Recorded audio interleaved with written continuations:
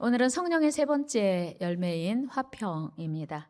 오늘 말씀으로 우리 모두에게 하나님이 주시는 평강의 은혜, 화평의 은혜가 충만하게 임하기를 기대합니다. 화평의 사전적 의미는 싸움이나 다툼이 없이 서로 화목하고 평온한 상태. 물론 겉으로 보기에 평온한 것이 화평은 아닙니다. 화평은 내면 깊은 곳에서 잔잔하게 흐르는 평화를 의미합니다. 비슷한 말로 평화, 화목, 화합, 조화. 반대말은 당연히 불화, 갈등, 어, 다툼, 싸움. 여러분, 우리 중에 평화를 원하지 않는 사람이 있을까요? 나는 평화 싫어해. 나는 갈등을 좋아해. 이런 분 아마 아무도 없을 것입니다. 그런데 안타깝게도 지금 지구촌 곳곳에는 격렬한 전쟁으로 평화를 위협받고 있습니다. 이스라엘과 이란의 전쟁이 발발한 지 2주가 되어 갑니다. 처음에는 쉽게 끝나리라 생각했는데 점점 많은 나라들이 가세하는 걸 보면 쉽게 끝나진 않겠구나 이런 생각 듭니다. 저는 전쟁이 일어났다고 하면 거기에서 그 무기력하게 떨고 있는 어린아이들이 생각나고요. 그리고 여성들 또 노약자들 얼마나 두려울까, 얼마나 무서울까 그런 생각합니다. 하루빨리 이 전쟁이 끝나고 평화로운 세상이 오기를 함께 기도해야 합니다. 그렇다면 우리 모두가 원하는 평화, 모두가 갈망하는 화평은 왜 우리에게 쉽게 이루어지지 않을까요? 여러분, 우리 온 인류가 평화를 잃어버린 이유가 무엇일까? 저는 오늘 그 이유를 생각하면서 함께 평화로 나아가기를 원합니다. 평화 하면요, 화평, 하나님의 성품입니다. 그리고 하나님께서 우리 모두에게 이미 주셨던 그런 성품이고 덕목이죠. 그럼에도 불구하고 우리가 평화를 잃어버린 이유가 무엇일까 생각해 보면 욕심 때문이다. 그런 생각합니다. 우리가 에덴 동산으로 거슬러 올라가 보면 하와는 뱀의 방문을 받고 하나님께서 주신 것이 최고인 줄로 생각했었는데 어느 순간에 욕심이 들어와요. 뱀이 하와에게 어떻게 유혹을 했냐면 야, 하나님이 에덴 동산의 모든 나무의 열매를 먹지 말래? 아니, 하나님이 선악과만 먹지 말라고 했는데 야, 그거 거짓말이야.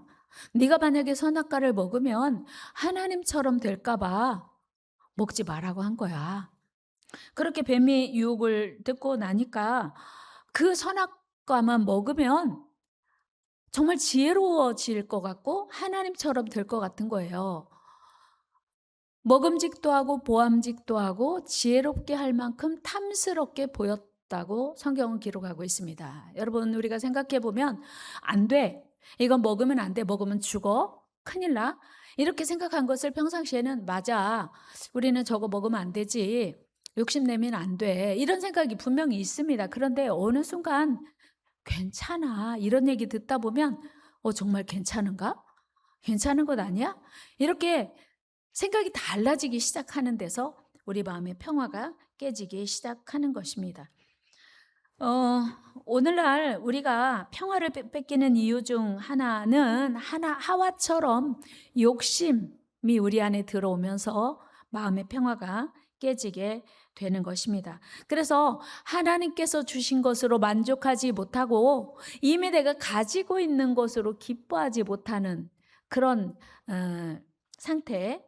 그래서 하나님보다는 또 다른 것을 의지하고 싶고 하나님보다 또 다른 것을 사랑하고 싶고 하나님보다 또 다른 것을 좋아하게 되는 그런 어느 한순간이 생겨요.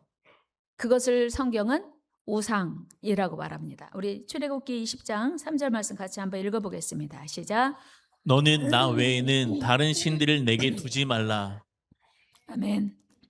그렇습니다, 여러분. 이 세상에 가장 완전하신 분은 하나님이십니다. 이 세상에 우리를 가장 사랑하시는 분도 하나님이십니다.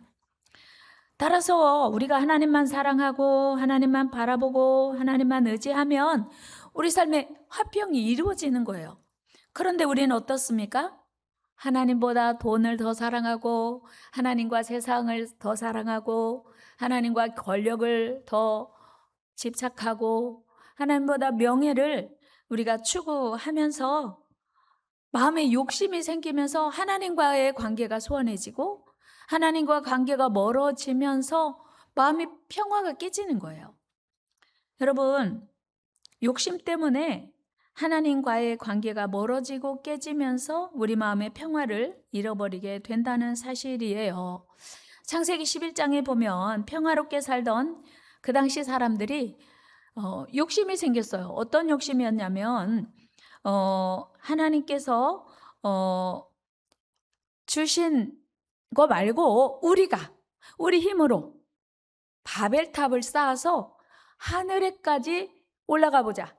하나님에게 다다라 보자. 그렇게 계획을 한 거예요.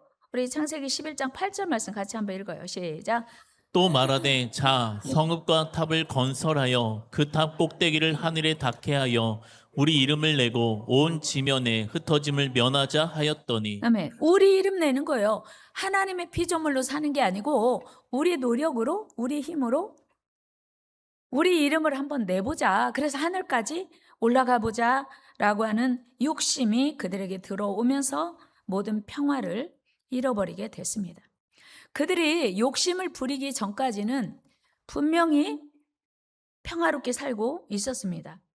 여러분, 이처럼 하나님 외에 다른 것으로 만족을 얻으려고 욕심 부리는 순간 우리의 마음은 평화를 잃어버리게 된다는 사실을 기억해야 합니다. 여러분, 우리 하나님으로만 만족합시다. 하나님만 기뻐합시다. 하나님 한 분이면 충분합니다. 그래서 야고보 사도는 야고보서 1장 15절에서 이렇게 말씀하고 있습니다. 같이 읽어요. 욕심이 잉태한즉 죄를 낳고 죄가 장성한즉 사망을 낳느니라. 아멘. 욕심이 잉태한즉 죄. 욕심이 죄인 거예요. 그리고 그 죄 때문에 결국 사망에 이르게 돼요. 다시 처음부터 거슬러 올라가 보면 욕심이 결국은 사망에 이르게 된다라고 야고보의 사도가 우리에게 권면합니다. 여러분, 오늘 우리의 마음에 평안이 사라지고 불안하고 불편하고 불만스러우실까요? 여러분, 한번 생각해 보세요. 내 마음이 왜 기쁘고 평안하고 유쾌하지 않지? 한번 가만히 생각해 보세요. 돈이 부족해서 그런가? 먹을 게 없나? 입을 옷이 없나? 그러니까 우리가 삶의 기쁨과 평강 또 만족이 없는 이유는 돈이 부족하고 사랑이 부족해서가 아니고 만족할 줄 모르는 욕심 때문이라고 우리는 성경에서 배울 수 있습니다. 그래서 우리가 욕심을 버려야 돼요. 욕심을 버려야 돼요. 욕심을 버리고 하나님만 사랑하시기 바랍니다. 욕심을 던져버립시다. 욕심이 우리를 사망으로 인도하기 때문이에요. 히브리서 기자가 오늘 우리에게 이렇게 권면합니다. 히브리서 13장 5절 시작.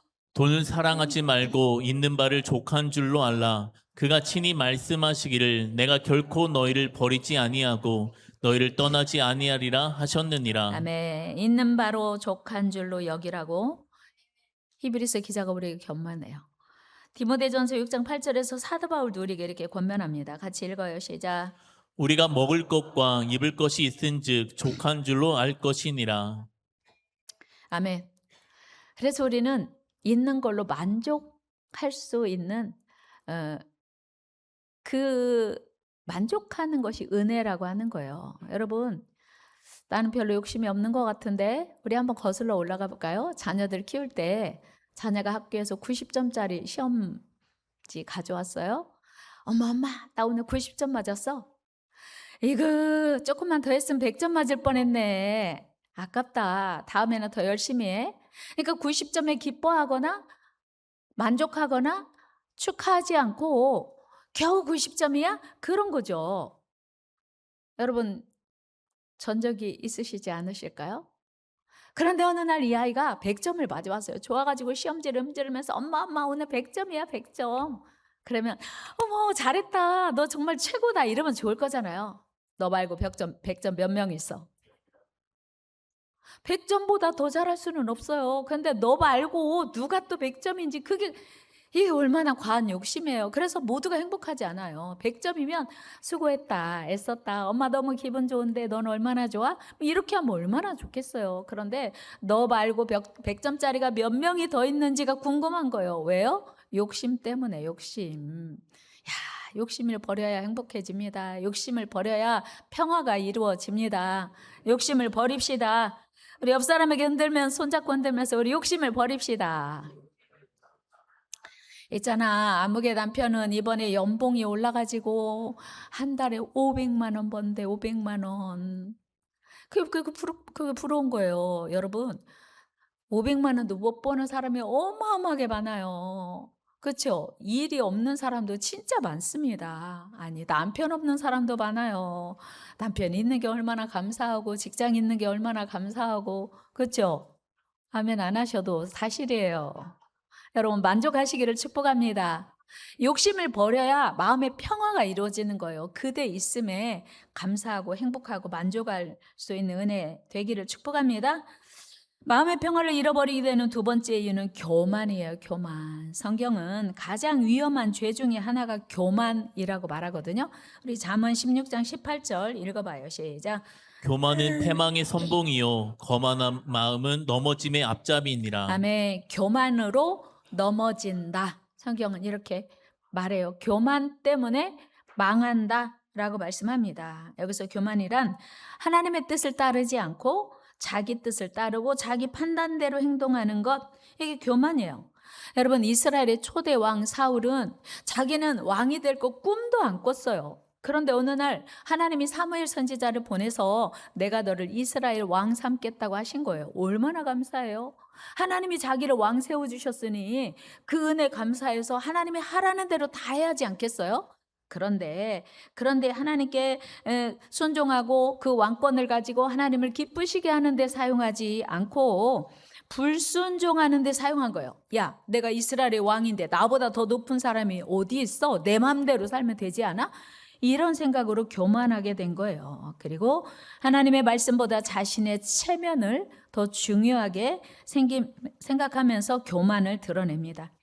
사울을 향한 하나님의 명령은 무엇이었을까요?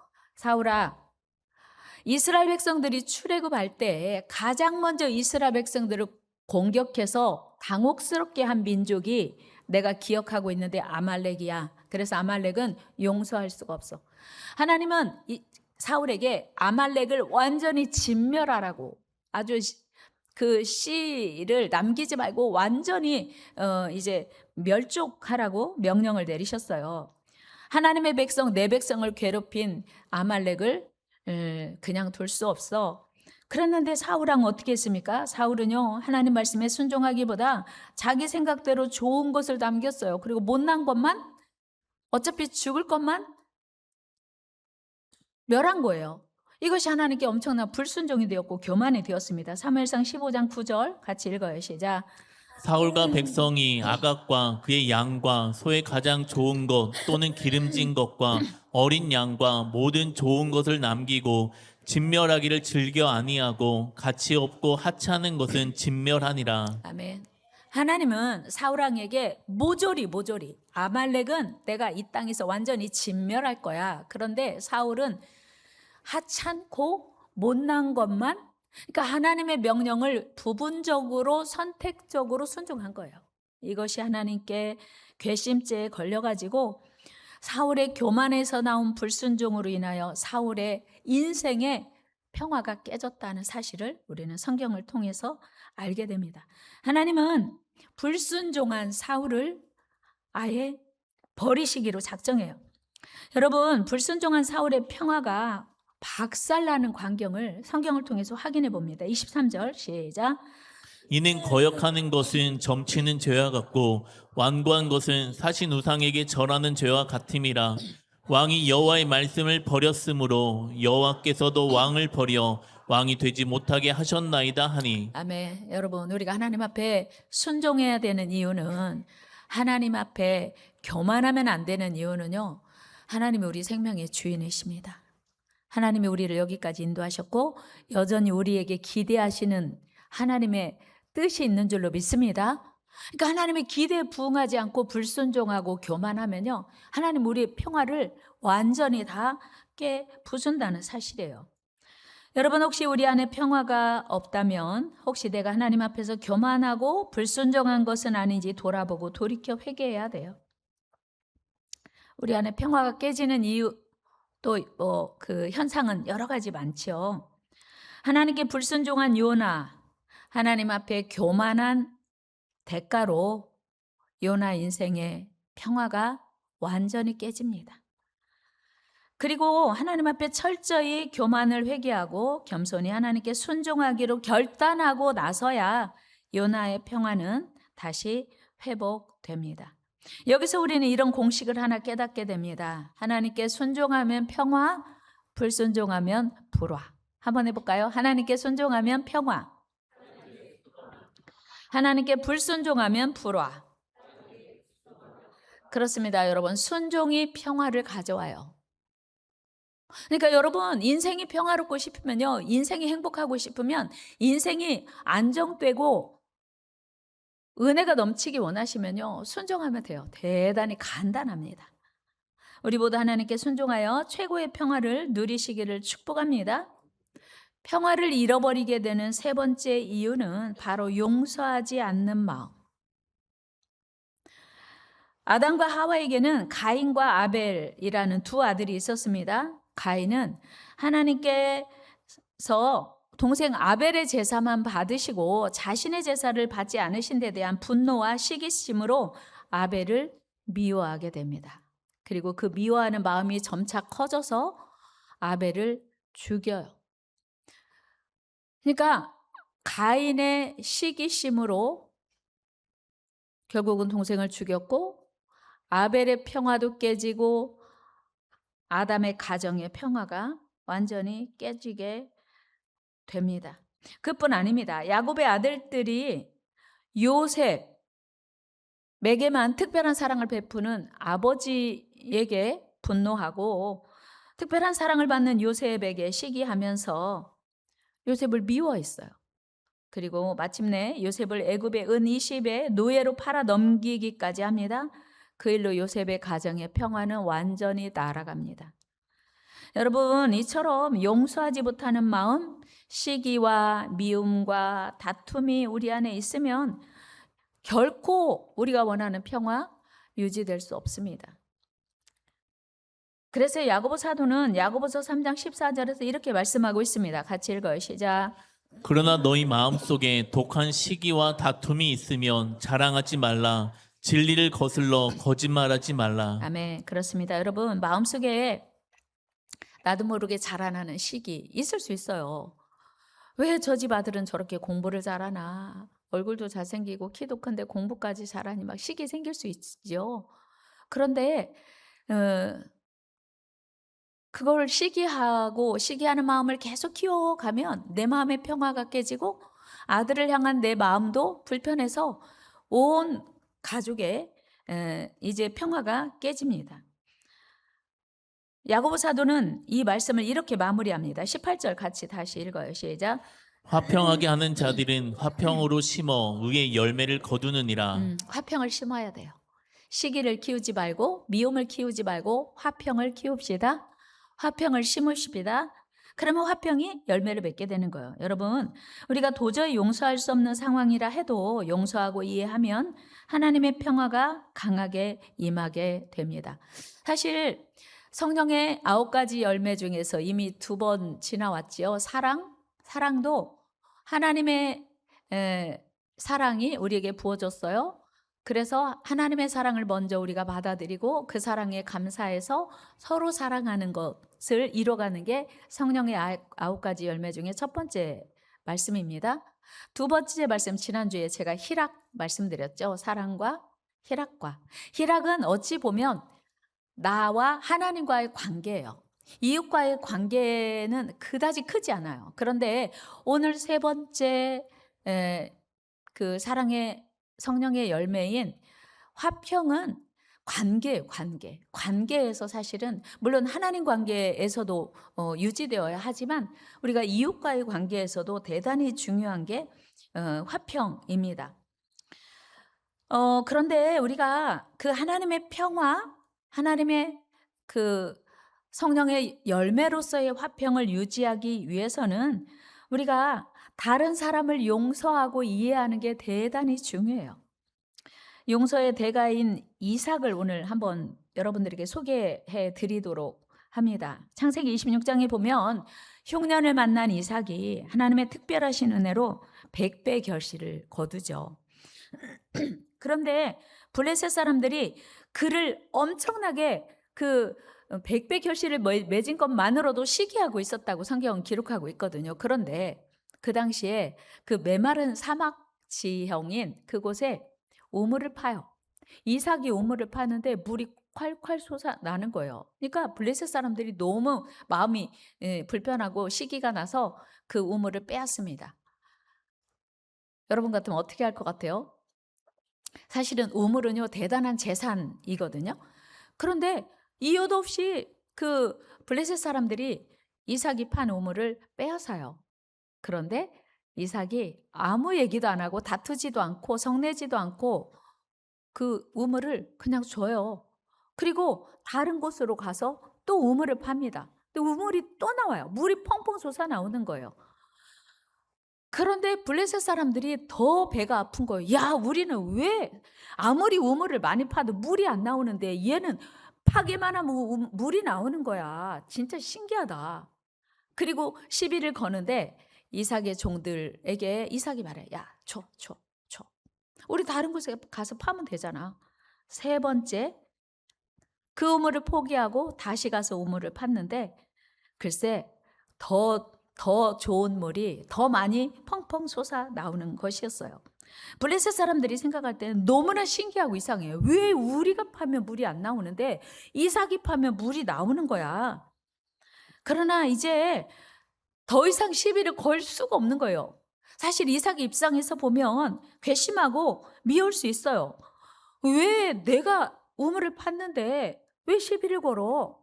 그리고 내가 수고해서 우물을 팠는데 그 당시 우물을 파는 게 무슨 뭐 호미로 이렇게 뭐 대충 하면 나오는 게 아니라 아주 깊은 샘을 파야 되는 게 보통 수고가 아니었지 않겠습니까? 그런데 너무나 억울하고 괘씸하고 미울 수 있지만 이삭은 그냥 양보해요. 그들과 다투지 않고 미워하지도 않고 양보하고 또 용서합니다.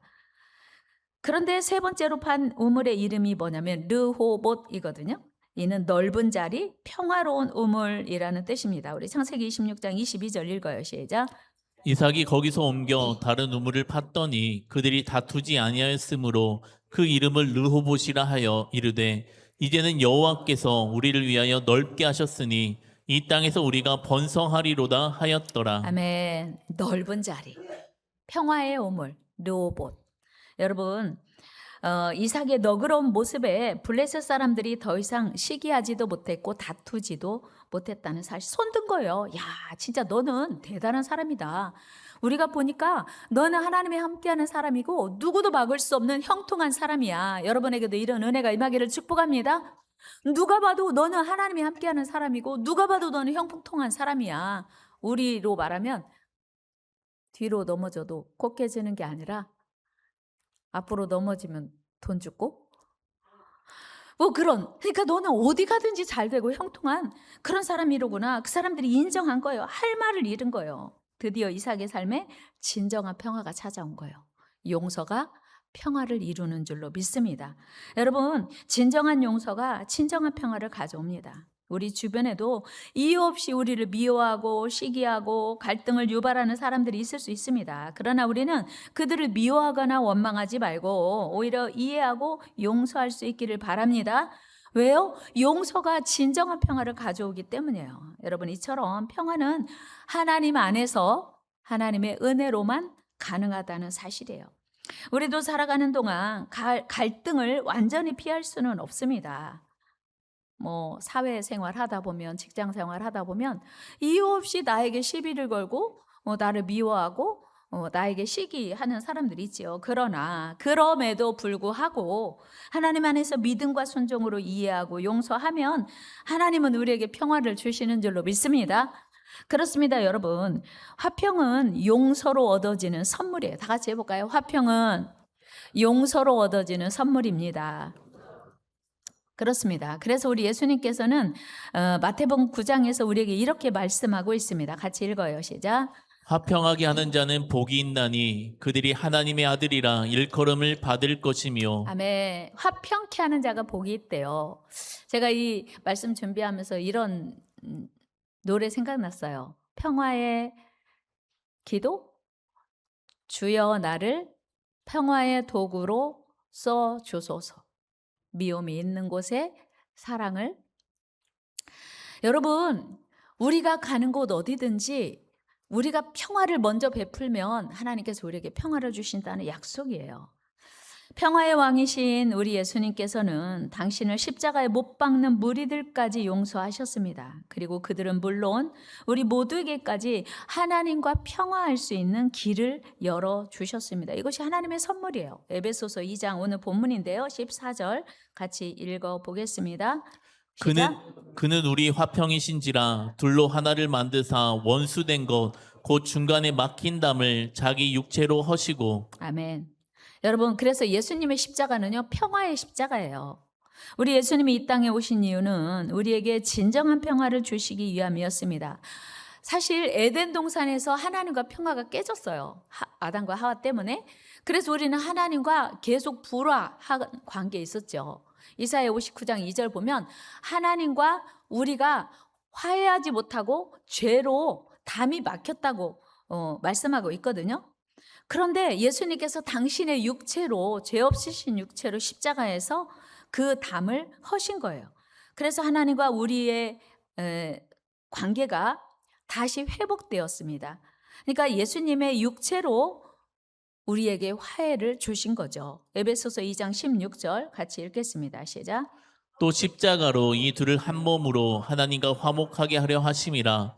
원수된 것을 십자가로 소멸하시고. 아멘. 예수님의 십자가는요, 하나님과 단절된 우리에게 구원의 길을 열어주신 화해의 십자가입니다. 그래서 이 사순절에 하나님께서 우리에게 주신, 예수 그리스도를 통하여 주신 그 평화를 깊이 묵상하고 우리가 평화의 사도로 살아가야 한다는 사실이에요.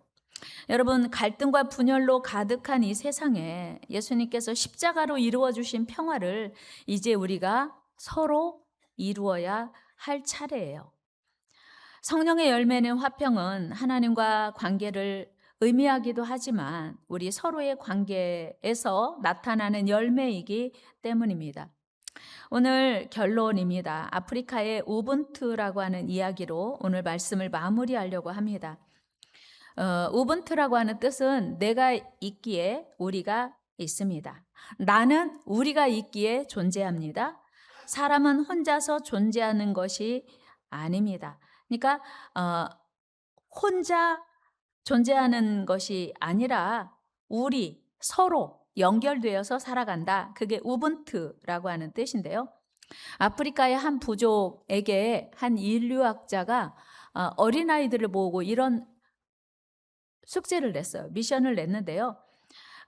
그 미션의 내용이 뭐였냐면 아이들이 아프리카에는 엄청 많아요. 아이들을 다 모아놓고 이 아이들에게 선물을 주고 싶어서 이 인류학자가 숙제를 냈어요. 얘들아, 저 먼 곳에 있는 나무 보이지? 그 나무 밑에 잘 지금 안 보이지만 아주 엄청나게 큰 바구니에 과일이 담겨 있어. 아프리카에 여러분 과일이 얼마나 귀해요? 그러니까 애들이 눈이 막 반짝반짝해진 거예요. 자, 누구든지 가장 먼저 달려가는 자는 저 바구니, 과일 바구니를 차지할 수 있단다. 준비됐지? 네. 자, 그럼 이제부터 뛰어! 그랬는데 이 인류학자의 기대와 전혀 다른 광경이 펼쳐진 거예요. 뛰어라고 하는 이 명령이 떨어지자마자 아이들이 모두 손에 손을 맞잡고 함께 뛰어가는 것이었어요. 인류학자가 깜짝 놀랐어요. 한 사람에게만 이 과일 바구니를 준다고 했는데 손에 손을 맞잡고 다 함께 뛰어가더니 나무 밑에 있는 바구니를 확인하고 다 과일을 나누어 먹는 것이었어요. 너무나 신기한 이 인류학자가 이렇게 물어봤어요. 얘들아, 혼자 달려가면 많이 먹을 텐데 왜 함께 달려간 거야? 그랬더니 그 아이들이 이렇게 말했어요. 우분투. 나 혼자 이 과일을 차지하면 다른 친구들은 슬프잖아요. 너무 멋지지 않아요? 어떻게 나만 행복할 수 있어요? 여러분, 화평의 열매는 우리 모두가 행복한 길을 선택하는 거예요. 우리 모두가 행복한 길. 예수님이 우리 모두에게 화평, 하나님과 화평의 길을 제시하시고자 십자가 지고 죽으셨어요. 이 사순절에 화평을 묵상해야 되는 이유는 이제 우리가 예수님이 가신 그 길을 따라가면서 우리도 평화의 길을 내야 되기 때문이에요. 사랑하는 여러분, 로마서 12장 18절에서 너희는 할 수 있으면 모든 사람과 더불어 평화하라 말씀하세요. 이 사순절에 여러분 이 평화의 미션을 기억하면서 할 수 있으면 모든 사람과 평화하시기를 주의 이름으로 축원합니다. 하나님의 말씀에 순종하고 하나님만 사랑하면서 욕심 부리지 말고 교만하지 말고 그리고 모든 사람과 더불어 평화하며 하나님의 성품인 평화의 열매를 맺어가는 저와 여러분 되기를 주의 이름으로 축원합니다. 기도하겠습니다.